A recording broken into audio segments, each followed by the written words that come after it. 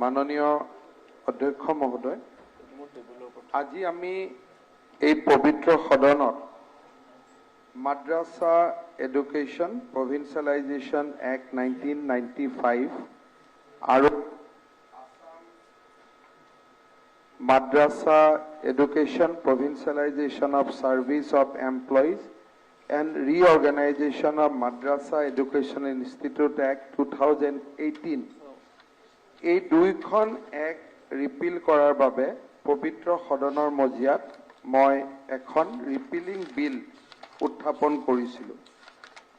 এই বিলখনৰ ওপৰত আলোচনাত আমাৰ পবিত্ৰ সদনৰ সন্মানীয় বিৰোধী পক্ষৰ সদস্যসকল, বিৰোধী দলপতি, উপদলপতি, UDF দলৰ দলপতি আৰু প্ৰাক্তন শিক্ষামন্ত্ৰী বৃন্দাবন গোস্বামী ডাঙৰীয়াকে আদি কৰি বহুকেইজন সদস্যই ইয়াত অংশগ্ৰহণ কৰিছে। অধ্যক্ষ মহোদয়, প্ৰথম আমি এটা কথা স্পষ্ট কৰি দিব লাগিব যে এই শিক্ষানুষ্ঠানবিলাক বন্ধ কৰাৰ বাবে আজি আমি কোনো বিল অনা নাই।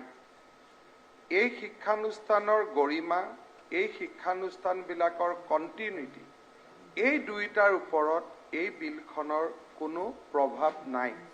প্ৰথম কথা, যেতিয়া আমি কোনোবাই কৈছে যে আমি আৱেগিক হৈছোঁ, যদি আমি শিক্ষানুষ্ঠান এখন বন্ধ কৰি দিব খোজোঁ, স্বাভাৱিকভাৱে আৱেগিক হোৱাটো স্বাভাৱিক।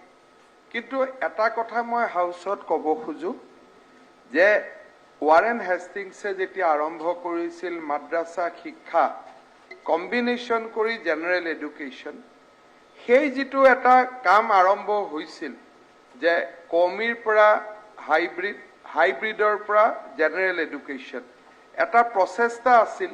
সেই প্ৰচেষ্টাটোকে হয়তো আজি বহুত বছৰ পিছত আমি ইয়াত সাৰ্থক কৰিবৰ বাবে থিয় হৈছোঁ।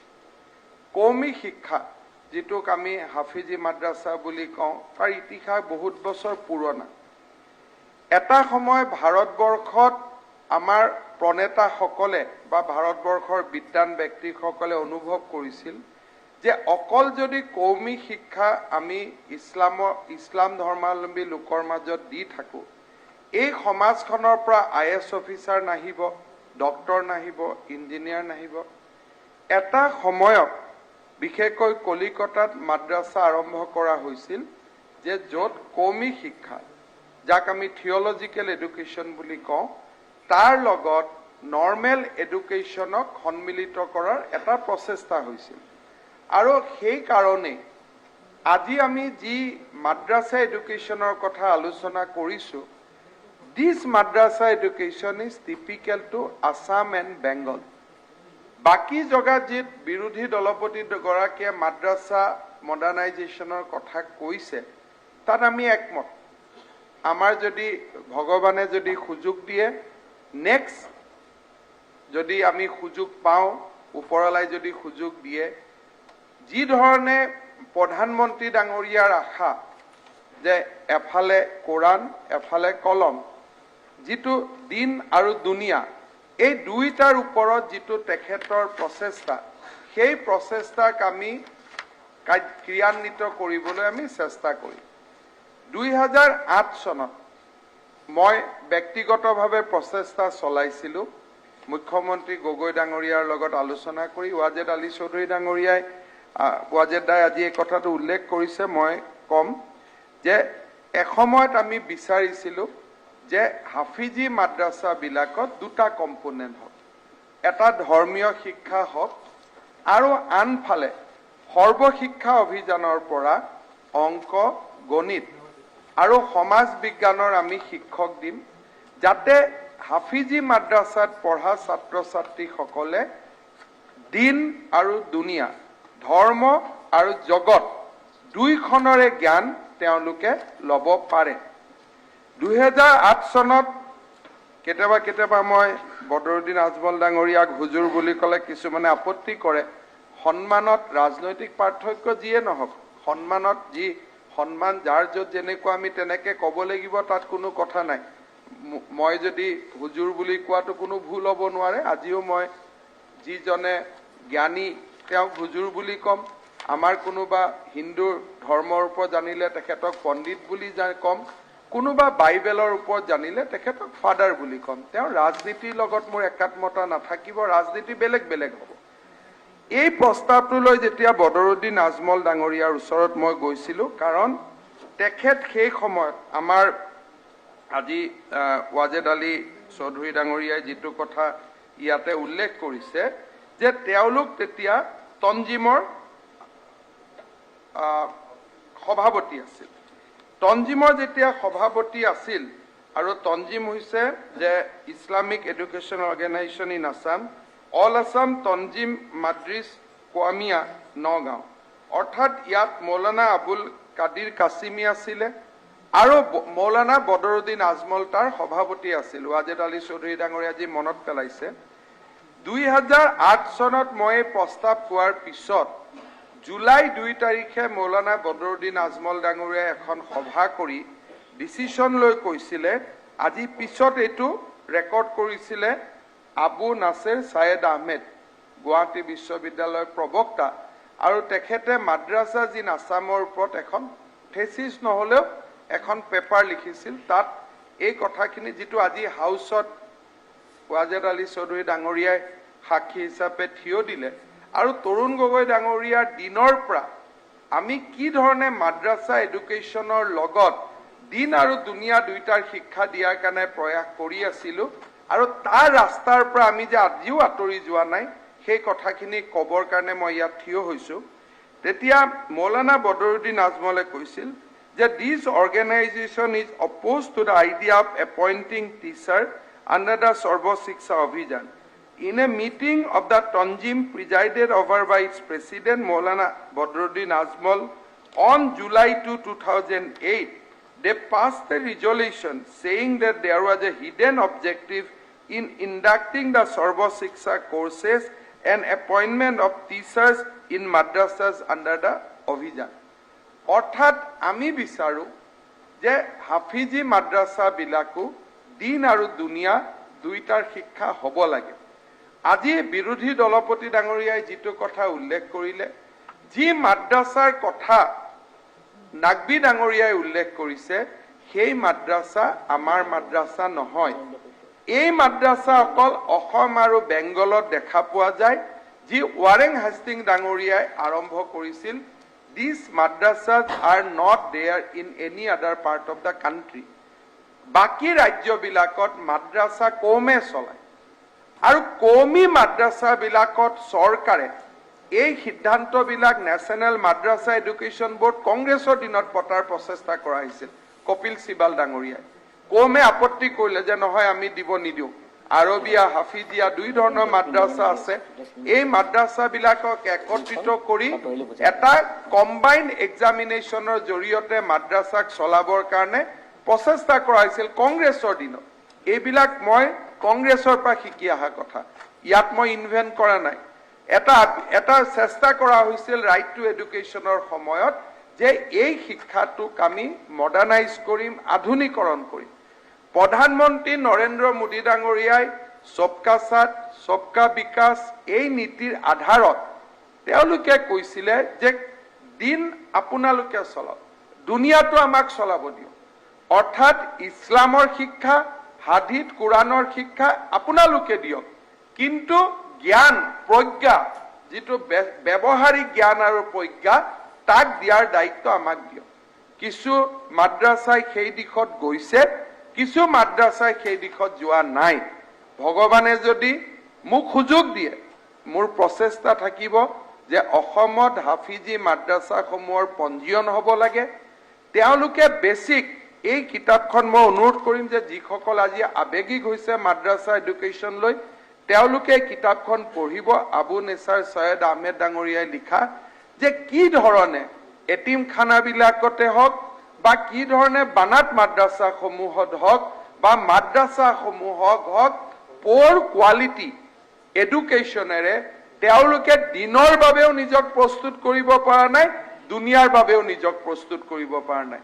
আৰু these are recorded fact by Islamic scholar, not by me. হয়, মোৰো মই আগতে কৈছিলো, কালিও মই আমাৰ বিৰোধী দলপতি দেৱব্ৰত শইকীয়াৰ লগত কেণ্টিনত চাহ খাই থাকোঁতে কৈছো যে ইতিহাসটো কোনেও মুচিব নোৱাৰে। মোৰ জীৱনত মই কেতিয়াও কংগ্ৰেছৰ দিনত কৰা টুইট মই এটাও মুচা নাই। মোক বহুতে পৰামৰ্শ দিয়ে টুইটবোৰ মুচি নিদিয়ে কিয়, এইবোৰ কৰি থাকে, চাইট কৰি থাকে, কিন্তু মই কাৰণে মুচি নিদিওঁ যে জীৱনৰ এটা পৰ্যায় মই মুচিব নোৱাৰো। কাৰণ মোৰ দেউতাই এটা কথাত লিখি থৈ গৈছিল যে যিটো খোট আমি জীৱনৰ যিটো পণ আমি পাৰ হৈ আহিলো, সেই পণটোৰ ওপৰত আমাৰ অধিকাৰ নাই। সেইটো ৰেকৰ্ডেড হৈ গ'ল, ইতিহাসে লৈ গ'ল, সেই পণটোৰ ওপৰত মোৰ অধিকাৰ নাই। মাদ্ৰাছা শিক্ষাৰ ওপৰত মোৰ এটা দৃষ্টিভংগী আছিল যে ইছলামিক লোকৰ তেওঁলোক শিক্ষাৰ প্ৰতি ৰক্ষণাবেক্ষণ আছিল, কনজাৰভেটিভ আছিল।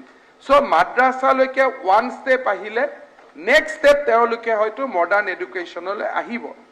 তাৰ পৰিপ্ৰেক্ষিতত মাদ্ৰাছা এডুকেশ্যনৰ আমি পৃষ্ঠপোষকতাও কৰিছিলোঁ, ডাইৰেক্টৰ মাদ্ৰাছা এডুকেশ্যনো আমি কৰিছিলোঁ, আৰু বদৰপুৰত গৈ ইছলামিক দৰ্শনৰ ওপৰত মোৰ যিখিনি পজিটিভ আউটলুক, তাত আন কথাও আছে যি কথা মই ব্যক্তিগতভাৱে কম, হাউচত ক'ব নোৱাৰো। যেনেকে মোৰ জেহাদৰ ওপৰত মোৰ দুটা দৃষ্টিভংগী আছে যে পয়গম্বৰ হজৰত মহম্মদে কোনটো জেহাদৰ কথা কৈ গৈছিল, আজিৰ জেহাদৰ কথা কৈ গৈছিল নে মানুহৰ শৰীৰৰ ওপৰত জেহাদৰ কথা কৈ গৈছিল। মোৰ দৃষ্টিভংগীৰ পাৰ্থক্য আছে, কিন্তু ইছলামৰ পবিত্ৰতাক আমি কেতিয়াও অস্বীকাৰ নকৰো। আমি ৰাজনীতিক অস্বীকাৰ কৰো, মৌলাবাদক অস্বীকাৰ কৰো, কিন্তু আমি দৰ্শনক অস্বীকাৰ নকৰো। আজি ৱাদেদ চৌধুৰী ডাঙৰীয়াই যদি কয় যে এইখন গভৰ্ণমেণ্টৰ মেছেজ গৈছে ইছলাম বিৰোধী, মই ভাবো যে ইয়াতকৈ আৰু ভুল মেছেজ ক'তো যাব নোৱাৰে। যোৱাকালি জলেশ্বৰৰ বিধায়ক ডাঙৰীয়াৰ লগত মই কথা পাতিছো যে আমি তাত গৈ মডেল আমাৰ ওমেন কলেজৰ কাম আমি আৰম্ভ কৰিম। মোৰ কি প্ৰয়োজন আছিল মহিলা কলেজ স্থাপন কৰাৰ কাৰণে? তাততো কোনো মোৰ প্ৰয়োজন নাছিল। আজি মুছলিম সমাজৰ স্কলাৰশ্বিপ নৰেন্দ্ৰ মোদী ডাঙৰীয়াৰ দিনত যিটো বৃদ্ধি হৈছে, আমাৰ দিনত আজি আপোনালোকে চাব গুৱাহাটী মেডিকেল কলেজত 4 বছৰ আগলৈকে চাব কোনো মুছলিম পেচেণ্ট নাহিছিল নগাঁও মঙলদৈৰ পৰা। আজি যদি মেডিকেল কলেজখন চাই অকল মাত্ৰ 70% পেচেণ্ট মুছলমান সমাজৰ। আমাৰ ওপৰত আস্থা আছে, মোৰ ওপৰত ব্যক্তিগতভাৱে আস্থা আছে। আজি গুৱাহাটী মেডিকেল কলেজখন 4 বছৰত মেক্সিমাম পেচেণ্ট যদি আহে ধিং ৰূপহীৰ পৰা আহে। কাৰণ অটল অমৃত অভিযান, আয়ুষ্মান ভাৰতে কাৰোবাক যদি উপকৃত কৰিছে, অসমৰ সংখ্যালঘু সমাজখনক আটাইতকৈ উপকৃত কৰিছে। আজি যদি অৰুণোদয়ে কাবাক যদি আটাইতকৈ উপকৃত কৰিছে, অসমৰ সংখ্যালঘু সমাজখনক উপকৃত কৰিছে। সেইকাৰণে মই ভাবো যে এখন সমাজক বিকাশৰ পথলৈ লৈ যোৱা প্ৰচেষ্টাক আমি কেতিয়াও বিৰোধী দৃষ্টিভংগীৰে চাব নালাগে। আজি টেটৰ শিক্ষক বদলিত বিৰুদ্ধে যিখন আইন অনা হৈছে, সেই আইনখনে মুখ্যতঃ কাক সহায় কৰিব? চহৰ অঞ্চলৰ বিদ্যালয়সমূহক সহায় কৰিব।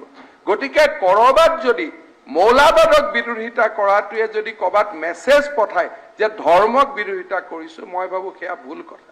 যোৱা কেইদিনমান আগতে আমিন গাঁৱত স্কুটি বিতৰণৰ সভা হৈছিল, ৰেকিবুদ্দিন আহমেদ ডাঙৰীয়া আছিল। তাত মই কৈছিলো যে আজি আমি ইয়াতে স্কুটি বিতৰণ কৰিছো এছাম ছোৱালী, অথচ এই বয়সৰে একে ছোৱালী কোনোবা জাগাত 6 গৰাকী 7 গৰাকী সন্তানৰ পিতৃ হৈ জীৱনৰ বেদনাদায়ক দৃশ্যবিলাক তেওঁলোকে উপভোগ কৰি আছে, তেওঁলোকে চাই আছে। সেই সভাত মই কৈছিলো যে যেতিয়ালৈকে সেইখন সমাজক আমি ৰূপান্তৰ কৰিব নোৱাৰো, কোনেও নিবিচাৰে। আজি বিধানসভাত থকা কোনো এজন সদস্যই নিবিচাৰে যে 14 বছৰত কোনোবা ছোৱালীৰ বিয়া হওক, 20 বছৰত 5জনী ছোৱালীৰ সন্তানৰ মাতৃ হওক। আজি বৰপেটা মেডিকেল কলেজত যেতিয়া মই যাওঁ, ছোৱালীবিলাকক শিকাই দিয়া হৈছে যে বয়স কিমান মা, 2টা সন্তান অলৰেডি, লগে লগে কৈ দিয়া 24 বছৰ। ডক্টৰক সুধো বয়স কিমান, ছাৰ মেক্সিমাম 16 বছৰ। শিকাই দিয়া হয় যে বয়সটো বেছি বুলি কবি।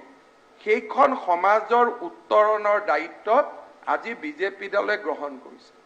আমাক ভোট নালাগে, আমি গ্ৰহণ কৰিব পাৰো এই কাৰণে, কাৰণ সেইখন সমাজৰ ভোট আমাক নালাগে, কাৰণ আমাৰ তাত ভেষ্টেড ইণ্টাৰেষ্ট নাই। যেতিয়া মই কংগ্ৰেছত আছিলো, পদে পদে মোক ভোটৰ প্ৰয়োজন আছিল সেইখন সমাজত।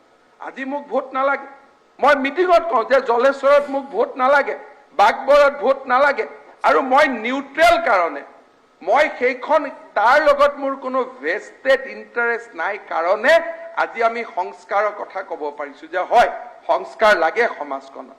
আজি আমি সংস্কাৰৰ কথা আপোনালোকৰ স্বাৰ্থ থাকিব, ভোট লাগিব। কোনোবাই ক'ব দাদা মোক কংগ্ৰেছ দলৰ মই নকওঁ ইনফৰ্মেলি 2-3 জন বিধায়কে নেতাই মোক কৈছে দাদা বিৰোধিতা নকৰিলেতো ভোট নাপাম।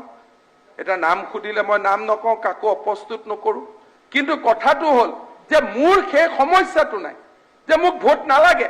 সেইকাৰণে মই ইয়াত থিয় হৈ ক'ব পাৰো যে 16 বছৰত ছোৱালী 6টা সন্তানৰ মাতৃ হ'ব নালাগে। মই ক'ব পাৰো স্পষ্টভাৱে যে আজি দিন আৰু দুনিয়া দুইটাৰ শিক্ষা ইছলামিক লোকৰ প্ৰয়োজন আছে। আমি আগবাঢ়িলে নহ'ব, আমি ডাক্তৰ হ'লে নহ'ব। আপোনালোকে মনৰ কথা শুনক, আজি আমি কিয় এই বিলখন মই আনিছো। হয় বদৰপুৰৰ পিছৰ এই ঘটনা মই পঢ়াব লাগিব। আজি যদি হুজুৰ তৈবুৰ ৰহমান ডাঙৰীয়া জন্ম ইয়াত যদি তেওঁ এই দুনিয়াত থাকিলেহেঁতেন, এই কিতাপখন লৈ গৈ তেওঁৰ ওচৰত মই আকৌ এবাৰ হাজিৰ হলোহেঁতেন। তাত কি লিখা আছে, এই আবু নাছেৰ ছয়েদ আহমেদ ডাঙৰীয়াই এই মাদ্ৰাছাবিলাকত গৈছিলে, ছোৱালীক সুধিছিলে যে ছোৱালীসকলক সুধিছিলে যে আৰু ল'ৰাক সুধিছিল যে তোমালোকে এই মাদ্ৰাছাত পঢ়িব খোজা নে জেনেৰেল স্কুলত পঢ়িব খোজা। ছোৱালী আৰু ল'ৰাসকলে উত্তৰ দিছিল 71.5% ছোৱালী আৰু ল'ৰাই উত্তৰ দিছিল যে আমি জেনেৰেল স্কুলত পঢ়িব খোজো, আমি মাদ্ৰাছাত পঢ়িব নোখোজো। এখন মোৰ কিতাপ নহয়, this was a thesis by a Islamic scholar, not by me, not on a Islamic subject, but he is a scholar on a social science. তাৰ পিছত তেওঁ সুধিছিলে যে মাদ্ৰাছাত পঢ়া ছোৱালী ল'ৰা কিমান দুখ লাগে মনটোত সুধিব। ল'ৰা আৰু ছোৱালীজনীকতো বাপেকেহে নমাই দিছে মাদ্ৰাছাখনত, তেওঁলোকেতো নিজে পঢ়িব অহা নাই। মোৰ ল'ৰাক মই ক'ত পঢ়াইছো ল'ৰাইতো নাজানে। বাচ্চা ল'ৰা ক্লাছ 1-2ত মই য'ত এডমিশ্যন দি দিছো তাতে এডমিশ্যন লৈছে, because they don't have rights. ছোৱালীজনীক সুধিছিল তুমি কি হ'ব খোজা, ল'ৰা আৰু ছোৱালীজনে কৈছে যে মই শিক্ষক হ'ব খোজো। এগৰাকীয়ে উত্তৰ দিছে মই ডক্তৰ হ'ব খোজো, এগৰাকীয়ে উত্তৰ দিছে মই পুলিচ অফিচাৰ হ'ব খোজো, এগৰাকীয়ে উত্তৰ দিছে মই গভৰ্ণমেণ্ট অফিচাৰ হ'ব খোজো, আনগৰাকীয়ে উত্তৰ দিছে মই স্পৰ্টছ পাৰ্চন হ'ব খোজো। কোনেও ইয়াত উত্তৰ দিয়া নাই যে মই মছজিদত গৈ ইমাম হ'ব খোজো। কোনো এগৰাকী ছাত্ৰ ছাত্ৰীয়ে উত্তৰ দিয়া নাই যে মই ইমাম হ'ব খোজো। সকলোৱে ভাবিছে মাদ্ৰাছাত মোৰ দেউতাই দিছে মইতো ডাক্তৰ হ'ম, মইতো ইঞ্জিনিয়াৰ হ'ম। ক্লাছ 10ত গৈ মই বুজিছো যে মোক দেউতাই এনেকুৱা এটা শিক্ষা দিলে যে মই ডাক্তৰো হ'ব নোৱাৰো, ইঞ্জিনিয়াৰো হ'ব নোৱাৰো। কোনোবাই চেপ ল'লে যে নহয় আল্লাহই কৈছে মই আল্লাহৰ কামত থাকিব লাগে, কিন্তু আল্লাহইতো মোক ডক্তৰ হোৱা মানা কৰা নাই, আল্লাহইতো মোক ইঞ্জিনিয়াৰ হোৱা মানা কৰা নাই। তাৰ পিছত আপোনালোকে সুধি চাব, সুধা হৈছিল যে এই শিক্ষা তোমালোকে ভাল পাইছানে? 11% অকল ষ্টুডেণ্টে কৈছে যে ইয়েছ আমি ভাল পাইছো। ডিছলাইক কিমানে কৰিছে? 12%। বাকী সকলে কৈছে আমি বেছি, নট ভেৰি মাছ 36%। আৰু কিছুমানে কৈছে আমিতো নাজানোই, উই আৰ আনচাৰ্টেন 22%। আজি তাৰ পিছত আপোনালোকে চাওক যে আজি আমাৰ ইয়াতে মানুহক সুধিছে যে তোমালোকে কিয় দেউতা তোমালোকে কিয় মাদ্ৰাছাক পঠোৱাছে, গাৰ্জেনক সুধিছে। গাৰ্জেনে কৈছে আমাৰ হাতত কোনো উপায় নাই, আমাৰ হাতত একো ব্যৱস্থা নাই, আমাৰ খোৱা বোৱাৰ পইচা নাই। আৰু কিছুমানে কৈছে যে এইটো আল্লাহৰ উইচ 14%। মই আমাৰ সদনত যিসকল আজি আবেগিক হৈছে, চিলড্ৰেন ডিজিয়াৰ মাদ্ৰাছত পঢ়ি থকা শিক্ষকক ছাত্ৰক শিক্ষকৰ আগত ইণ্টাৰভিউ লোৱা হৈছে in presence of the teachers. ষ্টুডেণ্টজনে উত্তৰ দিছে যে মাদ্ৰাছাতে পঢ়ি থাকিব খোজা নে জেনেৰেল ষ্টাডিত যাব খোজা। 83% ষ্টুডেণ্টে কৈছে যে আমি জেনেৰেল ষ্টাডিত পঢ়িব খোজো, আমি মাদ্ৰাছাত পঢ়িব নোখোজো। So this is the reality of your society. আপোনালোকৰ সমাজখনক আপোনালোকে চোৱাৰ সময় আহিছে। আৰু মই আজি এইখিনি কথা ক'ব পাৰিছো কাৰণ আপোনালোকে এই কথাখিনি ক'ব নোৱাৰে, আপোনালোকৰ ভোট নোহোৱা হ'ব। মই এইখিনি কথা ক'ব পাৰো কাৰণ মোক ভোট নালাগে। মোক ভোট নালাগে কাৰণে এই কথাখিনি মই ক'ব পাৰোঁ। কাৰণ আমি সেই ধৰণৰ জাগাত গৈ ভোট বিচাৰো নে প্ৰশ্ন নুঠে আৰু পোৱাৰো প্ৰশ্ন নুঠে আৰু another 20 years আজি অধ্যক্ষ মহোদয়, সভাপতি মহোদয়, এই যে আজি আমি এই স্কুলবিলাক আমি বন্ধ কৰিব যোৱা নাই। আপোনালোকে দেখিব অহা 2 বছৰৰ ভিতৰত মোক আপোনালোকে ক'ব এই স্কুলবিলাকত এনৰোলমেণ্ট বাঢ়িব। আজিৰ দিনত ফ্ৰড ষ্টুডেণ্টবিলাকে তাতে কাম কৰি আছে, পঢ়ি আছে, যাক মেট্ৰিকৰ চাৰ্টিফিকেট লাগে। ফ্ৰড কিয় কৈছো?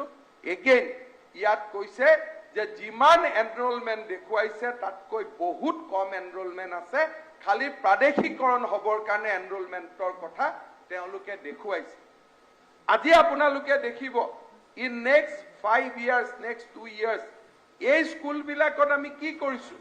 কেৰিকুলাম চেঞ্জ হ'ব, থিওলজিকেল সাবজেক্টখিনি নোহোৱা হ'ব, তাৰ জায়গাত অংক, গণিত, বিজ্ঞান আহিব। আৰু আপোনালোকে দেখিব নাম্বাৰ অফ ষ্টুডেণ্টছ আজি মাদ্ৰাসা হৈ থকাতকৈ যিমান আছে, number of students will increase and that to from the Islam community, that to from the Muslim community. আপোনালোকে মই বিশ্বাস কৰোঁ যে এই সিদ্ধান্ত যদি জনপ্ৰিয়তাৰে আপোনালোকে জোখে 2 বছৰ পিছত আপোনালোকে দেখিব আজি সকলোৱে নিজৰ সমষ্টিৰ মাদ্ৰাসাবিলাকৰ এনৰোলমেণ্ট কৰি লওক। অহাকালি যেতিয়া এই মাদ্ৰাসাবিলাক 1/4/2021 পৰা জেনেৰেল ষ্টুডেণ্ট তাত এডমিশ্যন হ'ব উইথ বেটাৰ টিচাৰ্ছ, তেতিয়ালে আপোনালোকে দেখিব তাত নাম্বাৰ অফ ষ্টুডেণ্ট বাঢ়িব। আৰু 10 বছৰ পিছত আপোনালোকে গৌৰৱ কৰিব যে সেই স্কুলৰ পৰা এলামনি কোন? অমুক ডক্টৰ। এলামনিক আজি আমাৰ নাম কোৱা হৈছে যে অমুক অমুক কেইজন ডক্টৰ ইঞ্জিনিয়াৰ হৈছে, বাট 2 দিন পিছত আপোনালোকে নাম ক'ব পাৰিব যে 700খন স্কুল আৰু কলেজৰ পৰাই ডক্টৰ ইঞ্জিনিয়াৰ হৈছে। নাম গৱেষণা কৰি আনিব প্ৰয়োজন নাথাকিব, নাম নিজে নিজে ওলাব যে অমুক অমুক অমুক অমুক। গৱেষণা কৰি 3টা নাম আনিব নালাগে। পৃথিৱীত এক্সেপশ্যন থাকে, এক্সেপশ্যন কেতিয়াও ৰুলছ হ'ব নোৱাৰে। সেইকাৰণে অধ্যক্ষ মহোদয় মই ক'ব খোজো যে এই আজি 600 শিক্ষানুষ্ঠান, যিখিনি শিক্ষানুষ্ঠান ক'ত আছে? আপোনালোকৰ সমাজত আছে। অৰ্থাৎ জলেশ্বৰ সমষ্টিত আছে, বদৰপুৰত আছে, চেঙাত আছে, বৰপেটাত আছে, ধুবুৰীত আছে। দেখিব এনৰোলমেণ্ট বাঢ়িব, কাৰণ these will be government institute. এইখিনি গভৰ্ণমেণ্ট অনুষ্ঠান হৈয়ে থাকিব, মাত্ৰ থিওলজিকেল সাবজেক্টখিনি নোহোৱা হ'ব, বিল্ডিং একে থাকিব, শিক্ষক নতুন শিক্ষক আহিব, পুৰণা শিক্ষকসকলেও দৰমহা পাই থাকিব, নাম্বাৰ অফ ষ্টুডেণ্টছ বাঢ়িব। মই এক ষ্টেপ আগত যাম। আজি চেয়াৰমান আলী ডাঙৰীয়াই যিটো কৈছে আৰবিকৰ কথা, তেখেতে যিটো আৰবিক শিক্ষাৰ কথা কৈছে, we are talking about functional Arabic language, not this Arabic language. গতিকে ফাংচনেল আৰবিক লেংগুৱেজ শিকাত মোৰো কোনো আপত্তি নাই। Functional Arabic language, functional French language, functional Spanish language আমাৰ শিকাত আপত্তি নাই। আৰু সেইকাৰণে আজি আমাৰ সেৱাত 50,600 ল'ৰাই আৰবিক শিকি আছে। আৰু আমি আৰবিক শিক্ষা বন্ধ কৰা নাই। এই মেছেজটো যাব নালাগে। এই নতুন স্কুল যিকেইখন 1/4/2021 পৰা জেনেৰেল স্কুল হ'ব, Arabic education will remain. Arabic তাত চলি থাকিব। খালি আমি চেষ্টা কৰিম যে এই আৰবিক শিক্ষাটো ফাংচনেল আৰবিক লেংগুৱেজত লৈ যাব পাৰোঁ নেকি, যাতে চাকৰি খুজিব যোৱা ল'ৰা ছোৱালীখিনিয়ে ডুবাইত নামি দুআষাৰ কথা আৰবিক ভাষাত ক'ব খোজে। আজি আৰবিক যি শিক্ষা হৈ আছে, এই কিতাপখনতে কৈছে শিক্ষকজনেও আৰবিক ক'ব নোৱাৰে, ষ্টুডেণ্টজনেও আৰবিক ক'ব নোৱাৰে। আজিৰ দিনত যি শিক্ষা চলি আছে, মই ভাবোঁ ষ্টেটাছকো ইছলামিক সমাজ এখনৰ কাৰণে আজি প্ৰয়োজন নহয়। ষ্টেটাছকোৰ পৰা ওলাই অহাৰ সময় হৈছে আজি।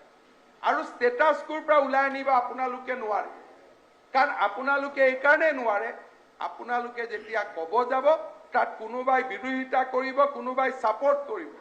আপোনালোকে নোৱাৰে, কিন্তু আপোনালোক প্ৰগতিশীল মানুহ। আপোনালোকৰ সমাজখনক লৈ আপোনালোকৰ মনত যিবিলাক কথা আছে সেইবিলাক ইমপ্লিমেণ্টেশ্যনৰ দায়িত্ব আমাক দিয়ক। আমাক যিহেতু ভোট নালাগে, আমি এইখিনি কৰিব পাৰিম। আজি চেয়াৰমান আলী ডাঙৰীয়াই হওক, আজি আমাৰ সদনত এগৰাকী এনেকুৱা সদস্য নাই যিসকলৰ পৰিয়ালত 10টা 12টা সন্তান আছে। কাৰো নাই। সকলোৱে এটা normal economic size of the family হাউসৰ সকলোৱে মেইনটেইন কৰি আছে। কিন্তু আপোনালোকৰ গাঁৱত গৈ ক'ব নোৱাৰে যে সন্তান জন্ম আপোনালোকে বন্ধ কৰক, কাৰণ আপোনালোকক ভোট লাগিব, আপোনালোকে কৰিব নোৱাৰে। আপোনালোকৰ সমাজখনক যদি ৰিফৰ্ম কৰিব লাগে নৰেন্দ্ৰ মোদীৰ দৰে মানুহক দায়িত্ব দিয়ক, আমাক দায়িত্ব দিয়ক, কাৰণ আমাক ভোটৰ প্ৰয়োজন নাই। আমাক দায়িত্ব দিয়ক, আমি কৰিম। আমাক মনে মনে আহি কওক যে এই কামটো কৰক। আপোনালোকে পাব্লিকত যি কয় কৈ থাকক, আপোনালোকে আহি আমাক কওক যে এই কামটো বন্ধ কৰক, আৰু আমি কৰিম। কাৰণ আমি বিচাৰো ভাৰতবৰ্ষত সবকা সাথ সবকা বিকাশ হ'ব লাগে। সেইকাৰণে ইয়াত কোনো ৰাজনীতি নাই। আজি ৰাজনীতি থাকিলেতো মই কি কৰিব লাগিছিল, ইমান স্কলাৰশ্বিপ দিম, অমুক কৰিম, তমুক কৰিম, এপিচমেন্টৰ কথা ক'ব লাগিছিল। আজি আমাৰ ৰাজনীতি নাই, কিন্তু মোৰ নিয়ত চাফ আছে। অলপ আগতে চেয়াৰমান ডাঙৰীয়াই কৈছে যে নিয়ত চাই আল্লাহ। হয়, আমাৰ ধৰ্মটো নিয়ত চাই, আৰু নিয়ত যদি চাই তেতিয়ালে আল্লাহ ঈশ্বৰে ক'ব যে ধুবুৰীত মেডিকেল কলেজ নিয়ত খাৰাপ থাকিলে কেতিয়াও আমি নকৰিম।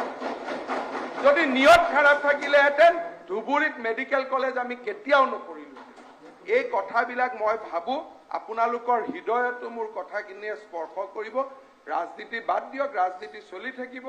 আপোনালোকে বিৰোধিতা কৰিছে, this will be part of the record. কিন্তু মই ভাবো this is my gift to Islamic society. এই যে মাদ্ৰাছা কেইখন আজি মই জেনেৰেল এডুকেশ্যনেল ইনষ্টিটিউট কৰিলো, 10 বছৰ পিছত তাৰ পৰা যিবিলাক মুছলমান ল'ৰা ডক্টৰ ইঞ্জিনিয়াৰ হ'ব, তেওঁলোকে আমাৰ চৰকাৰখনক কৃতজ্ঞতাৰে সৈতে ক'ব। আৰু মই তেনেকেই ভাবো। সেইকাৰণে সিলেক্ট কমিটিৰ কথা আজি প্ৰশ্ন নুঠে, কাৰণ মই কনভিন্স যে কোনো ঘৃণা আৰু দেশৰ বাবে দেশ আৰু ঘৃণা লৈ এই বিলখন অনা হোৱা নাই। বৰঞ্চ এখন ৰক্ষণশীল সমাজ, পিছপৰা সমাজ, শোষিত সমাজখনক প্ৰগতিৰ দুৱাৰদলিলৈ লৈ যোৱা অদ্ভুত আৰু দুৰ্বাৰ সপোনেৰে সৈতে এই আঁচনিখন আজি আমি ইয়াতে প্ৰস্তুত কৰিছো। যোৱাকালি মই কৈছিলো যে হয়, legally Euro argument doesn't stand, যে কোনো ধৰণে আমি এটা ধৰ্মৰ শিক্ষা দিব নোৱাৰো। কম্পাৰেটিভ ষ্টাডি, য়েছ, কটন কলেজত ইছলামিক ষ্টাডি আছে, ইছলামিক সভ্যতাৰ ষ্টাডি হ'ব পাৰে, তাক কোনেও না কৰিব নোৱাৰে। বাইবেল, কোৰাণ, গীতাৰ মাজত কম্পাৰেটিভ ষ্টাডি হ'ব পাৰে, তাত কোনো আপত্তি নাই। কিন্তু কৌমী শিক্ষাৰ ওপৰত চৰকাৰে ধন দিব নোৱাৰে। আম্বেদকাৰে যেতিয়া সংবিধানত বিভেদ হৈছিলে, সেই সময়ত আম্বেদকাৰে কৈছিল যে religious instruction has no place in curriculum. এইটো ডক্টৰ B.R. আম্বেদকাৰে কৈ গৈছিল। কিন্তু পশ্চিমবংগ আৰু অসমত আমি এই কামটো কৰি আছিলো বিকজ অফ এ ট্ৰেডিশ্যন। কিন্তু যদি মই এই কথাখিনি কওঁ যে বাইবেল নাই, গীতা নাই, গতিকে কোৰাণো নহ'ব, এনেকুৱা লাগিব যেন আমি জেদত কৰিছো নেকি, আমি কিবা দেশ আৰু ঘৃণাৰে কৰিছো নেকি। কিন্তু যেতিয়া লিগেল প্ৰশ্ন আহে, we have to answer legally. কোৰ্টত হয়তো will answer that in legal terms, যে নহয় কোৰাণ আমি শিকাব নোৱাৰো, পবিত্ৰ কোৰাণ আমি শিকাব নোৱাৰো, কাৰণ পবিত্ৰ বাইবেল আৰু গীতাও আমি শিকোৱা নাই। That will be my legal argument.